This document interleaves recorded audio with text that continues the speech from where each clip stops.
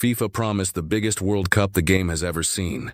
Bigger stadiums, bigger audiences, bigger revenues, bigger global reach. A tournament stretched across the United States, Canada, and Mexico, sold as a celebration for the world, not just a luxury event for people who can treat football like a corporate weekend. Then the ticket screen started telling a very different story. Not a rumor, not a meme, not one angry fan exaggerating on social media after missing out in a ballot. Actual listings, actual price jumps, actual supporters staring at numbers that look less like football tickets and more like down payments. A World Cup seat appearing on the U.S. secondary market for $28,500. Official ticket ranges running from the much-advertised $60 entry point all the way to thousands more. Family members, traveling fans, national associations, and ordinary supporters all asking the same question in different words. When did the people's game start charging like a private auction? And that is the part FIFA cannot easily explain away. Because the controversy is not simply that World Cup tickets are expensive. Everyone knew 2026 would be expensive. It is America. It is a giant event. It is the most commercialized sports market on earth, and demand was always going to be wild. The real issue is the gap between the promise and the practice. The real issue is who gets to enter the stadium when the market is allowed to decide the value of belonging. This is the price of access. The latest flashpoint began with reporting that FIFA leadership had pushed ahead with a pricing strategy despite internal concerns from U.S.-based staff. According to that reporting, people closer to the American operation had raised worries about the optics and the consequences of using a pricing model that could send costs soaring, especially for general admission seats. Their concern was simple. If the World Cup is supposed to feel global, democratic, and inclusive, then pricing cannot be treated only as a revenue lever. But FIFA's direction went the other way. The tournament's ticketing approach leaned into variable pricing, demand-based adjustments, and a marketplace that looks and feels to many supporters like the same system that has already transformed concerts and major American sports into online bidding wars. FIFA has been careful with its wording. It has said prices are not automatically changing in a fully dynamic system, and that its approach is based on demand, availability, fair market value, attendance, and revenue optimization. In other words, FIFA does not want the most toxic label attached to this system. But for the fan looking at the screen, the technical distinction barely matters. Whether you call it dynamic, variable, adaptive, or market-aligned, the experience is the same. The longer demand rises, the more the dream moves away. That dream was supposed to be protected by the idea of entry-level access.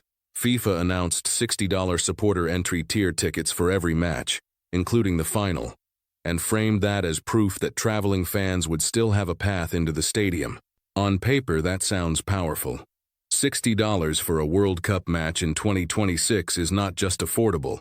It is symbolic. It tells a teenager saving money in Mexico City, a student in Toronto, a father taking his son in Philadelphia, or an away supporter following their country across a continent. There is still a door for you. But a door that only a limited number of people can squeeze through does not solve the wider problem. Because behind that $60 headline sits a far larger landscape of expensive categories, fluctuating prices, resale fees, premium inventory, and secondary market listings that can turn the World Cup from a shared football pilgrimage into a financial sorting system. That is why this story has cut so deeply. The first institutional response has been exactly what many fans expected. FIFA pointing to demand, attendance, and reinvestment. From FIFA's side, the logic is clear. Stadiums are full. Interest is enormous.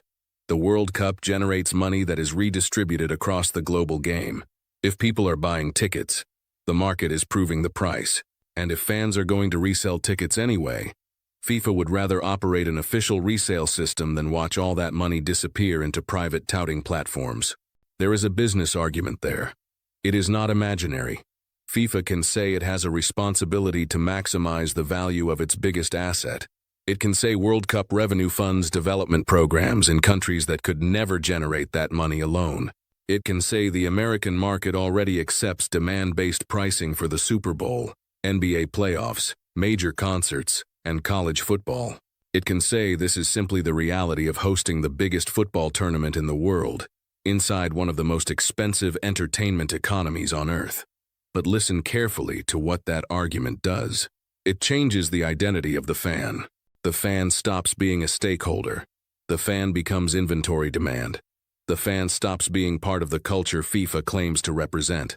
The fan becomes a data point in a revenue forecast. And once that switch happens, every full stadium becomes a defense, even if the people inside the stadium are not the people who built the noise, the songs, the flags, and the rituals that make football worth selling in the first place.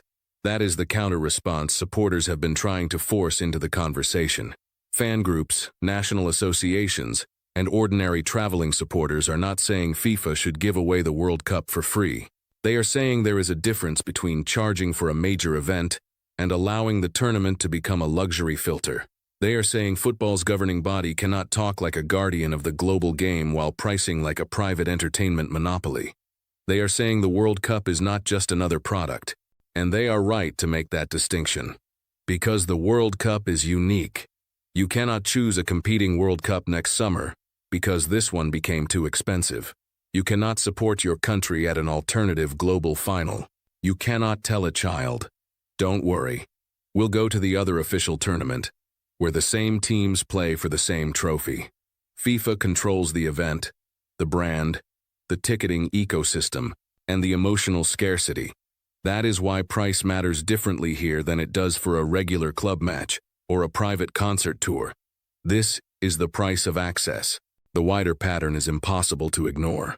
Modern football has spent years expanding its reach while narrowing its live experience. More matches are available on more screens than ever before. More documentaries, more behind-the-scenes clips, more global campaigns, more digital fan zones, more sponsor activations. The game tells everyone, everywhere, that they are part of the story. Then, when the biggest moment arrives, the actual stadium seat becomes harder and harder to reach. We have seen versions of this before. Champions League finals, where loyal supporters received small allocations while corporate guests occupied huge sections. Domestic cup finals where families found travel, hotels, and tickets all climbing at once. Club football in major cities where local fans slowly became priced out of the neighborhoods that gave the clubs their identities. The World Cup was supposed to sit above that. It was supposed to be the one stage where the shirt mattered more than the credit limit.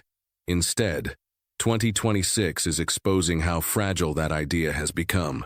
The historical echo is not just about ticket prices.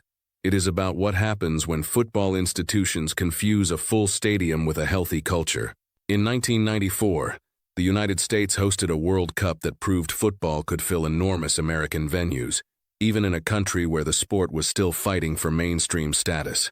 The images were huge. Sunlit stadiums, packed stands, flags from everywhere.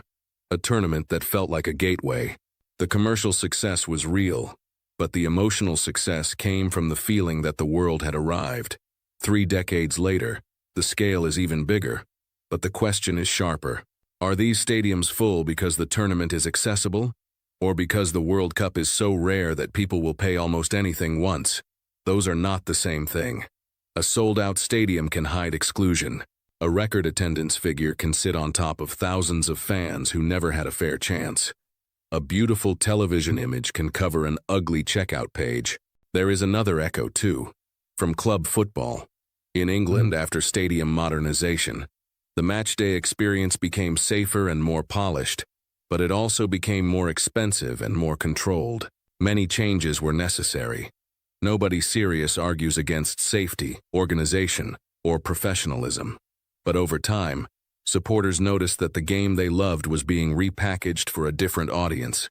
Better seats, cleaner concourses, bigger hospitality zones, higher prices. The sound remained, but the social contract changed. That is what FIFA is risking now on a global scale. Not empty seats. Not immediate financial failure. Something more subtle and more dangerous. A World Cup that looks successful while feeling less like the World Cup. The stakes going forward are enormous. If FIFA gets away with this without serious reform, this becomes the model. Future tournaments will learn that outrage fades if attendance stays high. Organizers will learn that a small, affordable category can be used as a shield while the rest of the inventory climbs. Resale platforms will become part of the revenue strategy, not just a fan protection tool. And every governing body watching from Europe, South America, Asia, Africa, and North America will understand the same lesson. If the brand is powerful enough, supporters will complain and still pay. But there is a limit. Maybe not today. Maybe not in 2026, when the novelty of a North American mega tournament is strong enough to overwhelm the backlash. But eventually, a sport that prices out its most committed fans damages its own atmosphere. It turns passion into background decoration. It turns loyal supporters into content, then sells that content back to wealthier spectators as part of the premium experience. Think about what this actually means. If a father cannot take his daughter to watch their country because the market found a richer buyer, is that just economics? If national team supporters who travel through qualifiers, friendlies, cold nights, bad results, and long flights cannot access the biggest stage, who is the tournament really for? And if FIFA's answer is always attendance, revenue, and market value, then where exactly do fans exist in the institution's moral order? That is the judgment viewers have to make. Not whether FIFA is allowed to make money, of course it is. Not whether a World Cup in North America should cost the same as one in a completely different market. It will not. The real question is whether football's governing body still recognizes the difference between maximizing revenue and protecting the soul of the event. Because once that line disappears, everything becomes sellable.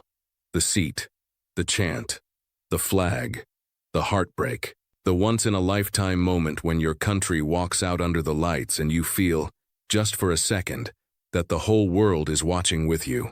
This is the price of access. And the closing image of this scandal is not a spreadsheet in Zurich. It is not a press release explaining fair market value. It is not a record attendance graphic on television. It is a fan sitting at a kitchen table with a laptop open, a national team scarf beside the keyboard, refreshing a ticket page that keeps moving further away. The match is still happening. The anthem will still play. The cameras will still sweep across the crowd. But somewhere outside that stadium, someone who helped make football what it is will be watching from home, priced out of a celebration that was advertised as theirs. If you think FIFA has crossed the line with World Cup ticket pricing, hit like, subscribe, for more football accountability breakdowns, and tell me in the comments, is this just modern sports business, or is this the moment the World Cup forgot who it belongs to?